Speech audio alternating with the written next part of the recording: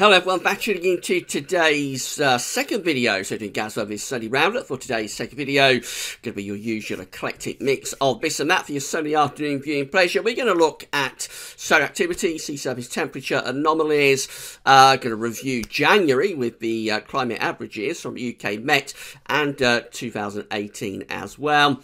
Have the Arctic oscillation, North Atlantic oscillation. So there's going to be a lot crammed into the video. Hope you find it interesting and informative. The second spring analogues update has just been released. It's on the homepage at GWV. So if you just scroll down, you'll find it above the snow desk. That video later on today going to be placed on the spring updates and forecast page. We've tentatively penciled in the 3rd of March as the day when we're going to release the spring forecast. So I think that's 3 weeks today.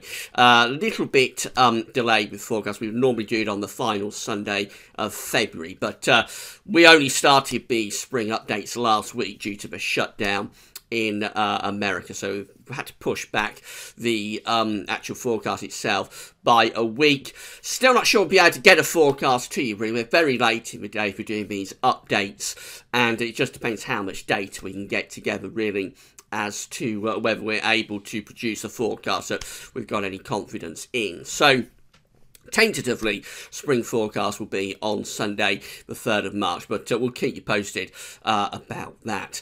This evening, we're going to have Ensembles watch, so that's your regular look on a sunny evening at the GFS Ensembles that we do through the winter. So I'll be with you probably around 8 o'clock this evening, something like that. Before I do anything else, I'm going to say a big thank you to our latest PayPal donor. So we've had another donation from James Penson. So big thank you to James Penson for becoming GWV's latest PayPal donor and sending through a donation for GWV. So if you would like to become a donor for GWV, so all you need to do is come to the GWV's PayPal page. I'm on that page right now. We link to this at all the pages at GWV's and in the description at YouTube. So you just come to this page and sign into your PayPal account. Most people have one of those these days. And then just send a one-off donation to GWV. You'll get a mention in the videos, as we've just done for James. We'll give you a shout-out and say, thanks very much for your donation. As long as you want one, if you'd rather stay anonymous, that's fine. Just leave a little note with your donation to tell us about that.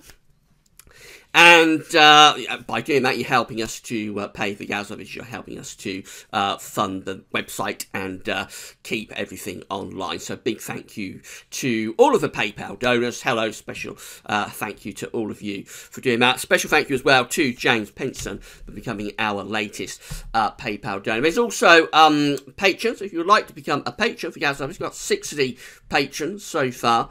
If you would like to become a patron for GWV, then all you need to do is come to the GWV's patron page, sign up for a patron account, and then you can give an ongoing monthly donation, anything as little as $1 a month and upwards to GWV. And by doing that, you become a patron for GWV. And again, we'll give you a mention in the video. We'll say hello to you and say thank you very much for what you are doing. We're primarily ads funded. We'll be remaining ads funded. There's no sort of question about us going behind paywalls or anything like that. You can do that kind of thing with Patreon, actually. You can put the content, make it exclusive content, if you like, if people pay for it. But there's no question about us doing that. We're going to keep everything free as you want it, as you need it, free on demand for you to view whenever you want. So there's no question about going pay-per-view or anything like that. It's just helping us give extra revenue stream. Hello and special thank you to all of the patrons as well.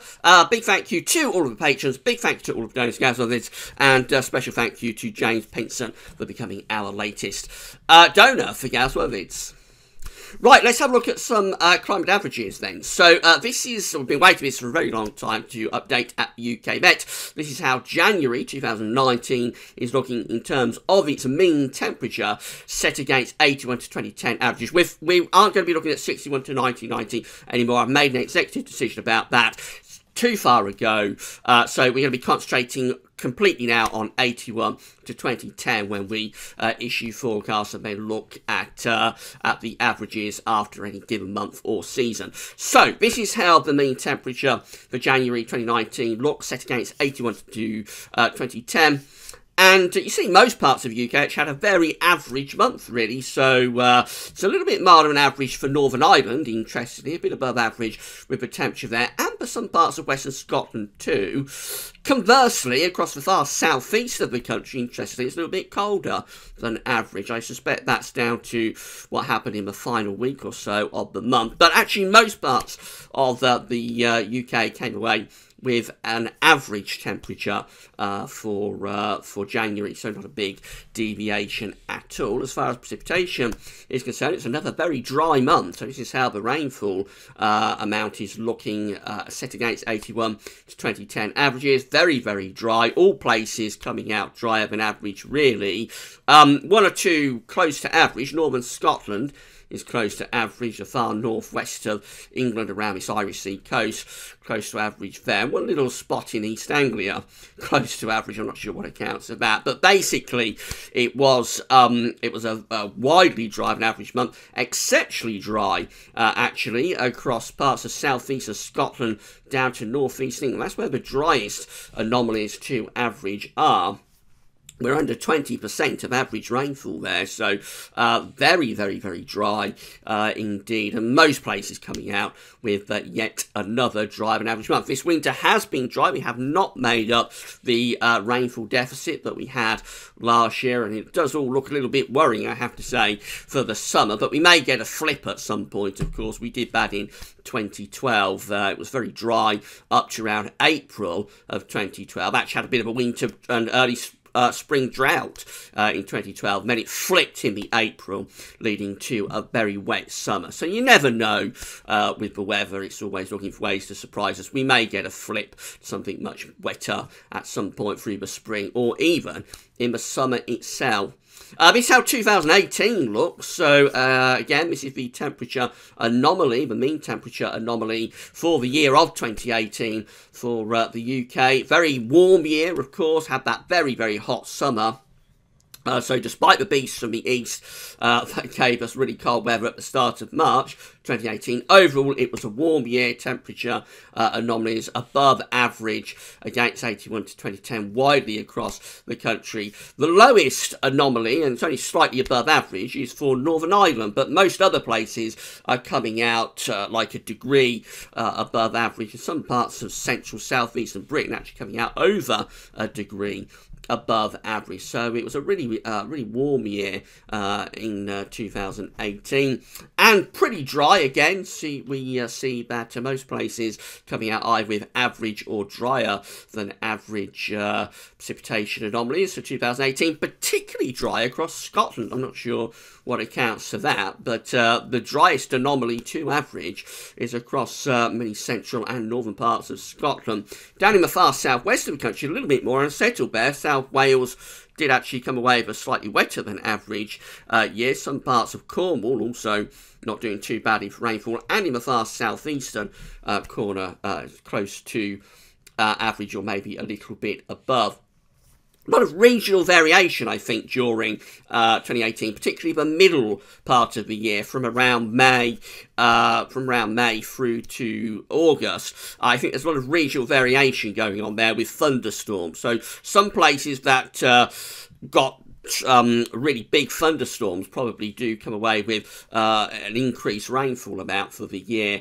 Other places that didn't get many thunderstorms, I suppose that's where the driest conditions are. Maybe that accounts for what's going on across Scotland, just a lack of thunderstorms perhaps through the summer, whereas some of these other places that are coming out with average rainfall, maybe those did rather better with thunderstorms back in the summer. Anyway, it was a warm and dry year in 2018, and we've established that we didn't make up any of that rainfall deficit during January. I don't think we made it up in December either, so this winter is shaping up to be very dry, and we'll have to see where things go through the spring and into the summer. Having said that, it is a very grim day down here in the Midlands, into central, southern, southeastern parts of England. At the moment, it's pouring with rain, having said all of that. But, of course, one day's rainfall isn't going to be enough to make up several sort of months of consecutive dry weather. So we'll see where we go as we get through into the spring and, of course,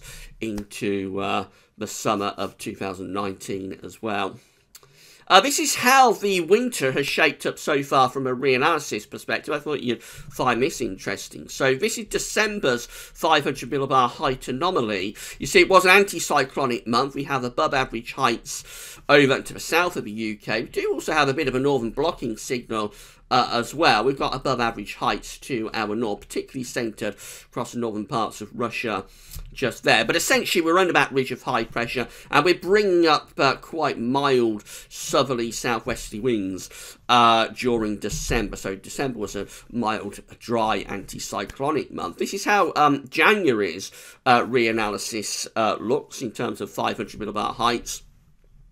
So for eastern parts of Europe, it looks like it's quite a cold month. We've got a big trough here extending down from Scandinavia into eastern and southeastern parts of Europe. There's a real dip in the jet stream going on as well. The jet stream is going down there. So for eastern parts of Europe, and probably southeastern Europe too, it looks like January was quite a cold and wintry month. Out in the middle of the Atlantic, excuse me, we have this area of above average heights to our west. So this is the reason it's another dry month, because we blocked off the Atlantic. We aren't getting the rain-bearing westerlies and southwesterlies during January.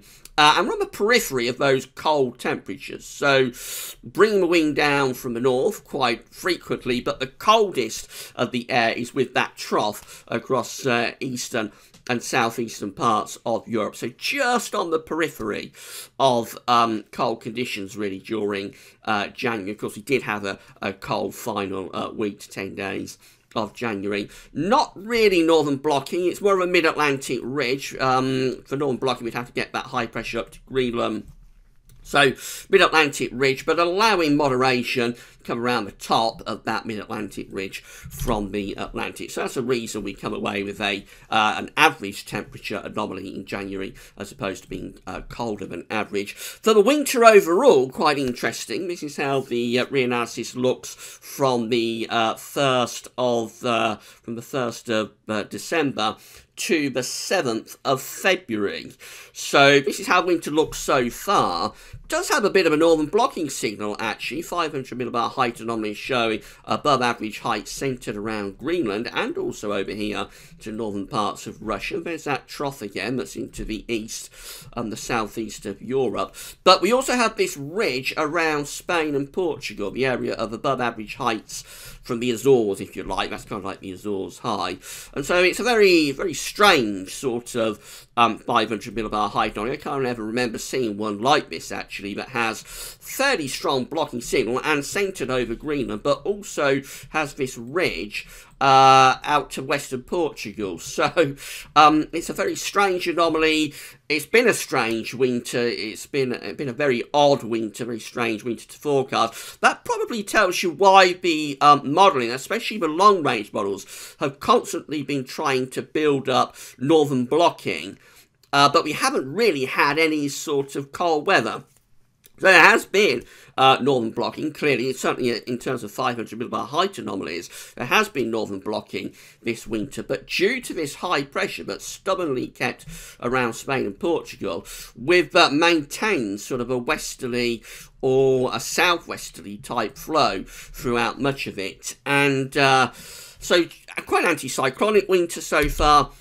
Bit of northern blocking definitely in the 500 millibar height level, but nothing to produce particularly cold conditions. So probably a reflection of the conflicting signals that we picked up on in the winter updates, and when we did winter forecast, we said there were real conflicting signals. In North Atlantic Ocean, in terms of sea surface temperature anomalies, were not conducive to a cold winter pattern, were not conducive to a negative NAO. It was also flipping to the westerly QBO as well, which favours increased zonality. But on the other side of the coin, we're at solar minimum, and there were various things. We had quite an active hurricane season. There were various things that also pointed us towards the chance of a colder winter. So I think from that 500 millibar height anomaly, you do see the conflict that's been going on within the atmosphere between a pattern that would produce a cold winter and the pattern that has actually driven this winter, which is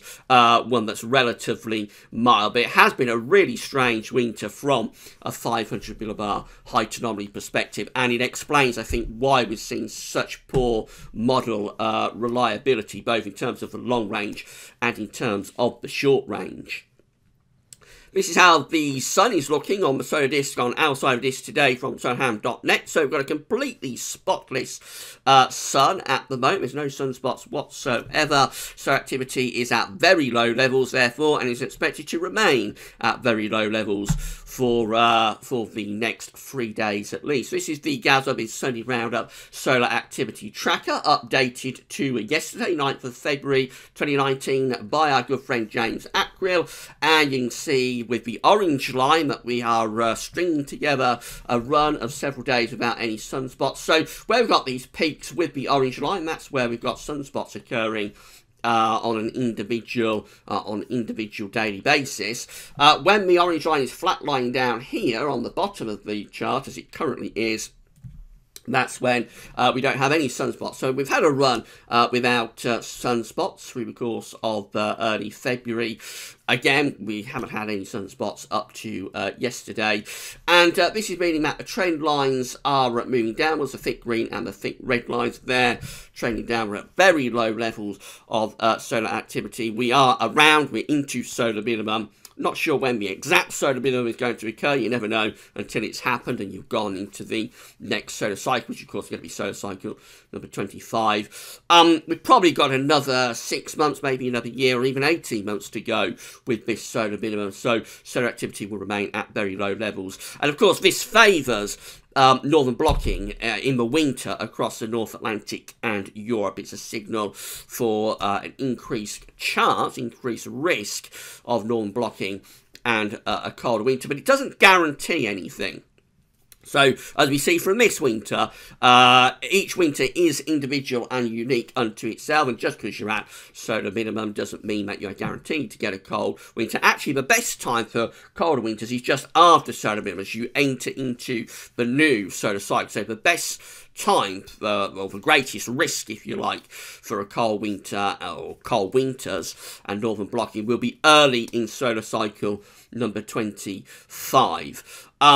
So it helps if you're at solar minimum and you've got low levels of solar activity to get a colder winter and more northern blocking, but it doesn't guarantee anything. Obviously, all of the other great drivers of the weather, like the QBO, sea surface temperature anomalies in the Atlantic position, in the Atlantic Ocean and the Pacific Ocean, ENSO, all of those kind of things are very important for each individual winter. The state of them will also determine whether you're going to get a cold winter or not. We'll continue to monitor solar activity with the GWV Solar Activity Tracker over the next few weeks and months, of course. Sea surface temperature anomalies in the Pacific and Atlantic Ocean. This is how the sea surface temperature anomalies were looking when we did last week's GWV Sunday Round Up. So we've got our 3 areas of interest. We've got the Equatorial Pacific Ocean just here, the ENSO region is there. We've got the Northern Pacific here, and then of course we've got the North Atlantic over there. So that's how things were looking when we did last week's Sunday Roundup. Let's see the very latest. This coming from NOAA, of course.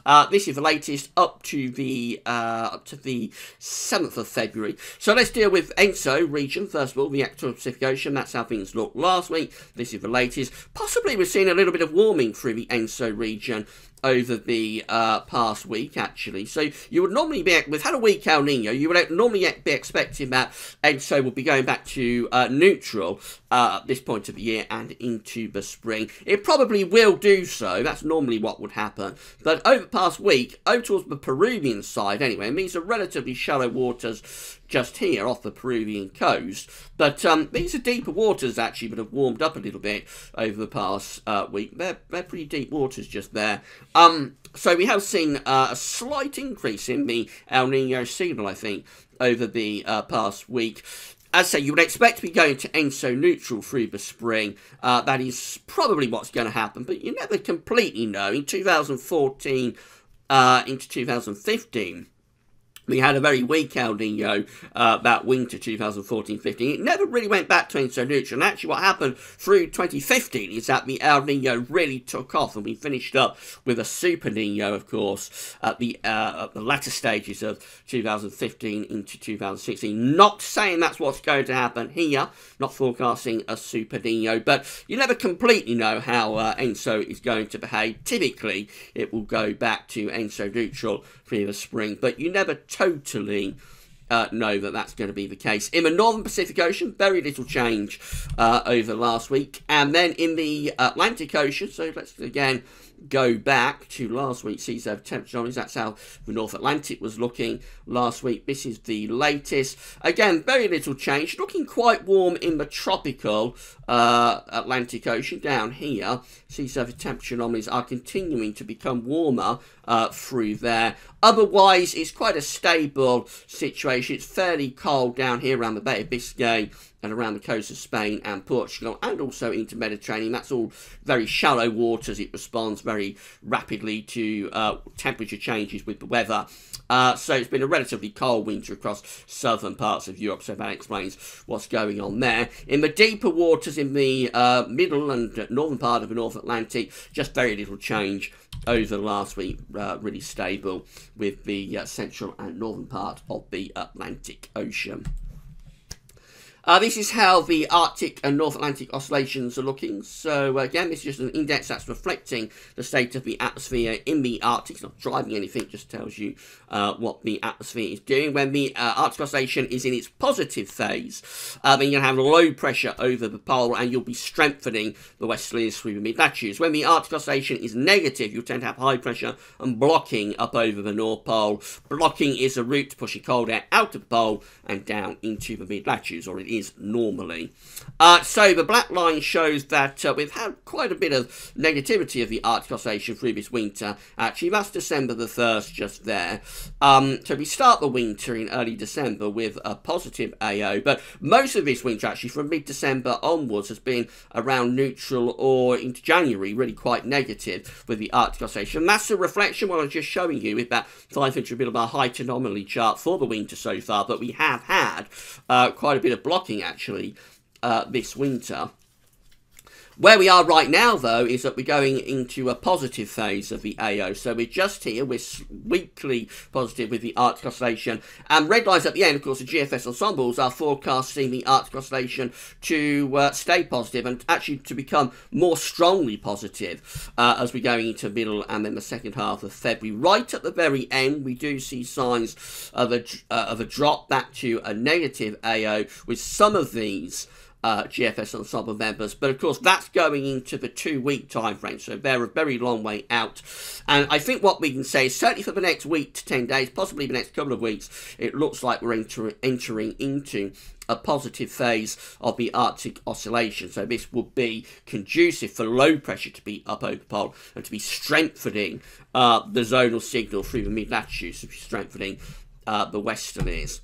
As far as the North Atlantic oscillation is concerned, and again, this does reflect what we just saw with that winter so far 500 millibar height anomaly, because whilst the Arctic oscillation has been in its negative phase, the North Atlantic oscillation has generally been in its positive phase. So this tells us, again, just confirms what we saw with that 500 millibar height anomaly chart for the winter so far. But although we have had northern blocking, and it's tended to be centred actually around Greenland, but it's also been quite a bit of high pressure in other parts of the Arctic. Despite that, we've also had that stubborn area of high pressure from the Azores towards Portugal, and we've just kept a westerly zonal flow going with the jet stream. We haven't locked into a proper negative NAO type pattern and got into a proper cold pattern. So this again tells us that the black line here we see has been generally in positive territory. Again, that's the 1st of December just there. Positive NAO to start December. Did go a little bit negative with the NAO around the new year, just for a few days though, and then as we go through January we see that the positive phase of the NAO has continued. That's where we are right now. We're still positive with the NAO. Actually, funnily enough, the GFS ensembles are forecasting the NEO to go into very weakly negative conditions in the next few days, but doesn't last very long at all. That's basically neutral anyway, really. And then we're back into the positive NEO again around the middle of February and into the second half of the month. Right at the very end, similar to what the AO is doing, there are a few members of the GFS ensembles that seem to be moving into negativity with the NEO, but again, that will be right at the end of those GFS ensemble runs. So you're talking about 2 weeks away. Very unreliable, not a particularly strong signal. It does look as though the next week to 10 days, probably the next couple of weeks, we're going to have the AO and the NEO in positive territory, and this is a signal for increased pressure through the mid-latitudes, through the Azores, low pressure around Iceland, westerlies, southwesterlies, and generally mild conditions. This is how the GFS upper air temperature and precipitation ensembles looking at Nantwich today, near Crewe in the northwest of England. Another place has been suggested for our list of locations for this section of the video. So the red line here is the 30-year upper air temperature average for Nantwich. We're starting off today into tomorrow quite chilly, a little bit on the colder side, but you can see that through the course of the coming week, temperatures are lifting up, becoming very mild with the upper air temperatures by the time you get through to the second half of this week. And I think even on the surface will respond to that. We could be seeing temperatures up to kind of like the mid-teens Celsius, actually around 14, 15 degrees by Thursday and Friday. That's going almost towards 60 Fahrenheit. A little bit of a taste of spring. Beyond that, as we go into the final week to 10 days of February, this period just here, we see that the GFS ensembles are cooling, but they're not really going cold. They're just cooling down closer to average, to the 30-year temperature average. There are a few ensemble members, again, that are going quite cold, but they're not well supported. They're outliers.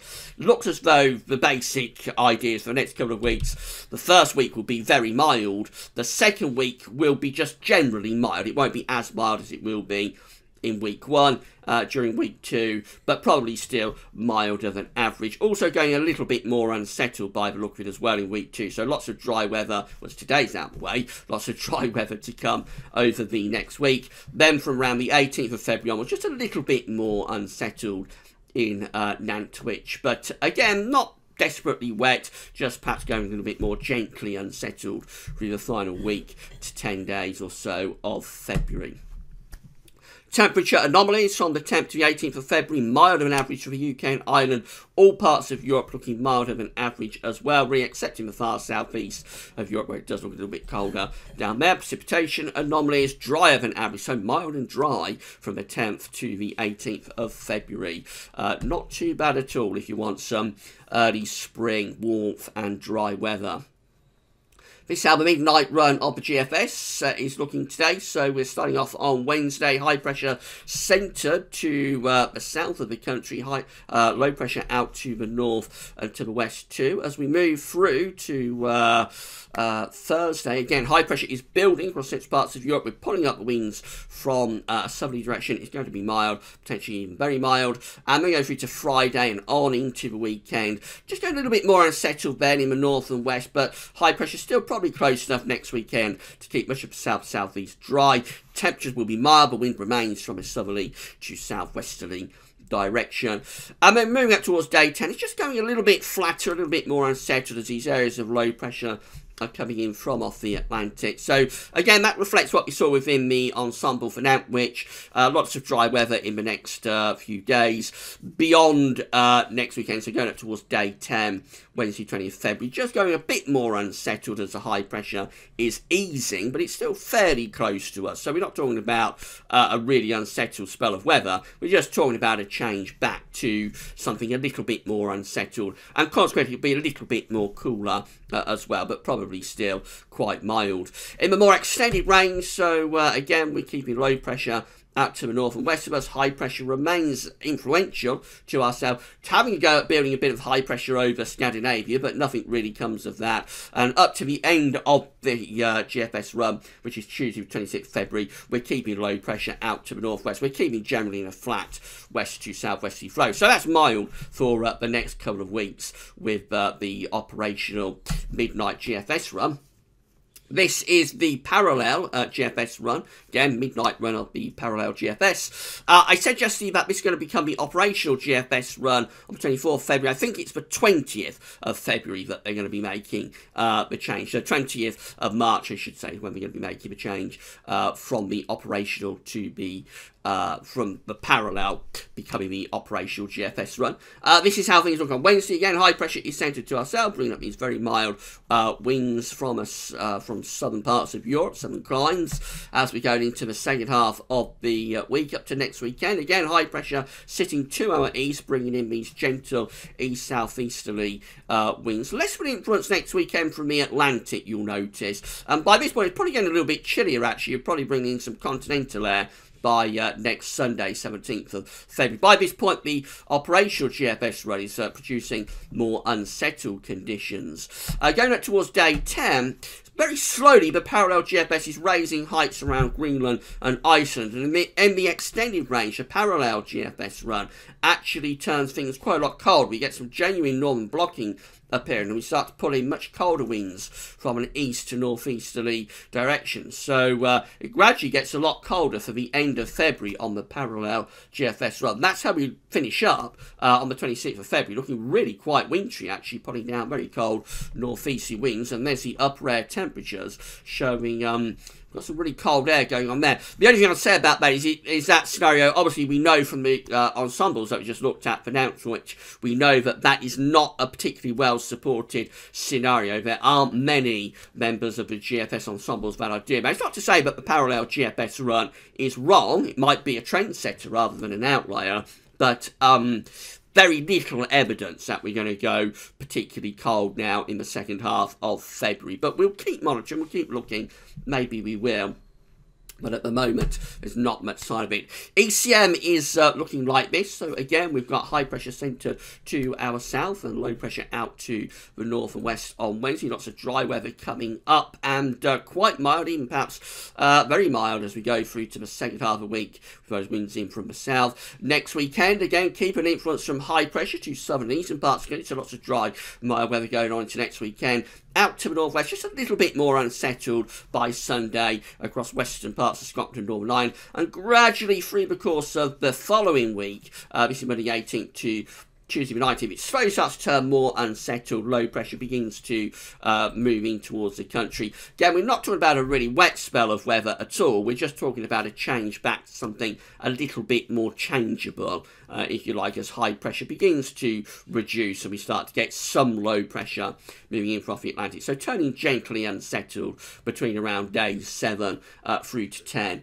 with the ECMWF. But one we're not showing the 6 o'clock run, that's been updated, 6 o'clock GFS run, that's been updating as I've been speaking. So let's just have a very quick look at that, see what it was doing. So we start at 120 hours. That's how things look. Mild with southerly winds. Then we go through to Saturday. Again, looking mild winds in from the south. Let's go another 24 hours on to Sunday, 17th of February. Still mild, just turning a little bit more unsettled, you'll notice, in the north and the western part of the country. Another 24 hours. Again, turning a bit more unsettled from off the Atlantic there as we're up to Monday, the 18th of February. This is how things look at day 10. So very gradually, again, perhaps just trying to pull the wind into more of a northerly direction. Actually, looking at that, it looks like that is going to be the yesterday's 6 o'clock GFS run. So maybe the GFS hasn't updated. So something's gone wrong there. We'll leave that alone and forget the 6 o'clock run of the GFS. I'm not sure what was going on there. It does look like the 6 o'clock GFS run has updated. After all, just want to show you this. I think there is a similarity between this February and February 2008.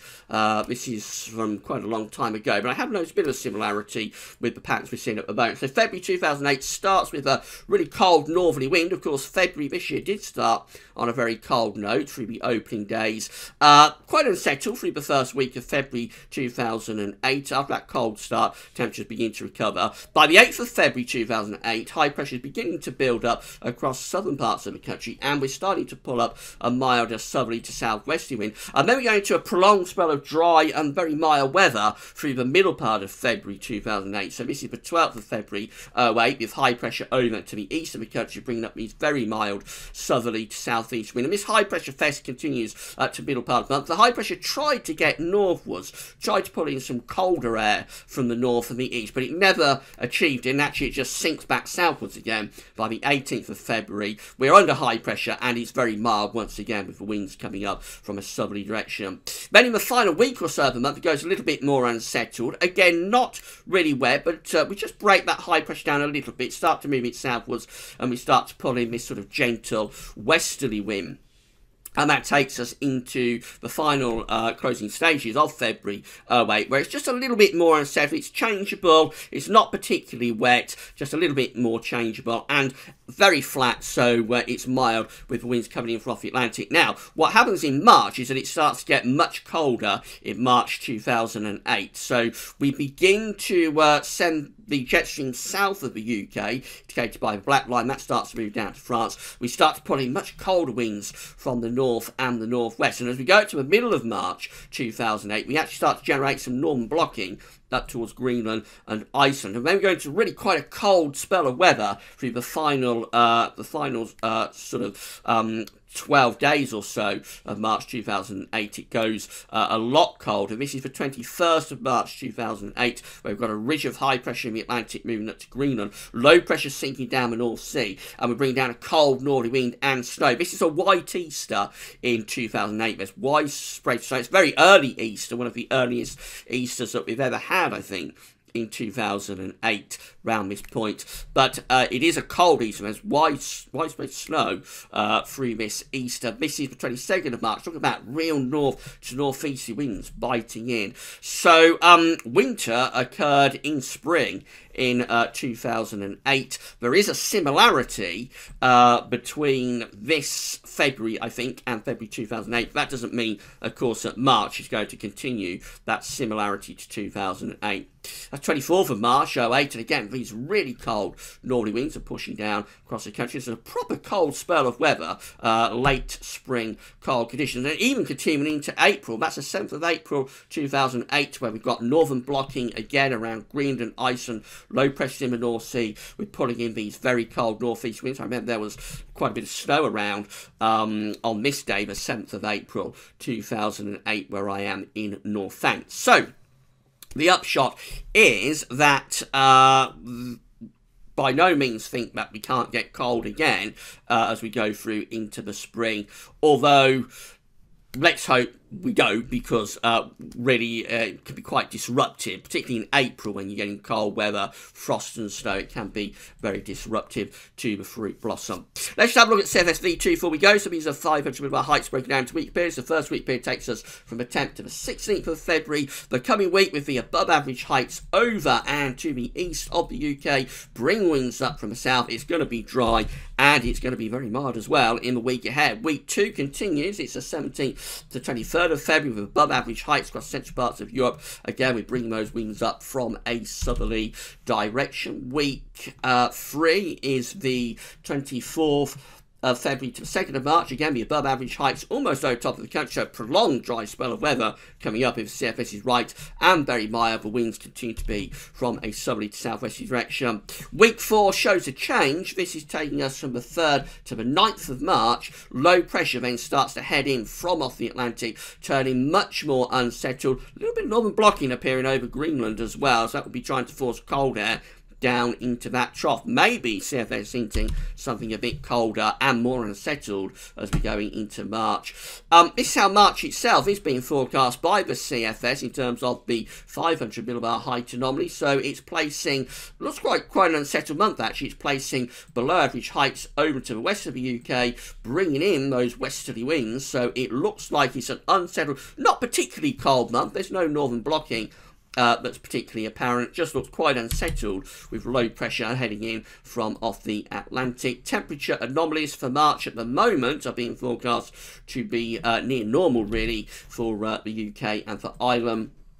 precipitation anomalies, again, near normal to possibly slightly above average. So it does look as though CFS is intent on quite an unsettled March. Maybe that will be a colder March as well. That's what happened in 2008. Just have to wait and see about that. Finally, just want to leave you with this. We are closing in very rapidly on the GWV YouTube channel to 5,000 subscribers. We're nearly at 4,961 subscribers. We've had over 3 million video views since we launched this channel in 2014, so over 3 million video views. But it's the subscriber count that I'm interested in today, because we are closing in on 5,000 subscribers. Would be nice to get there as soon as we can. So if you are enjoying the videos that we're doing at GWV, please subscribe to the channel, help us get to 5,000 subscribers, and thanks so much for doing that. Thanks to all of GWV's subscribers. Right, that's it for your Sunday Roundup for today. Hope you found it interesting and informative. We'll be back this evening with Ensembles Watch. Don't forget to check out the spring analogues if you'd like to do that. But that's all for now, and thanks for watching.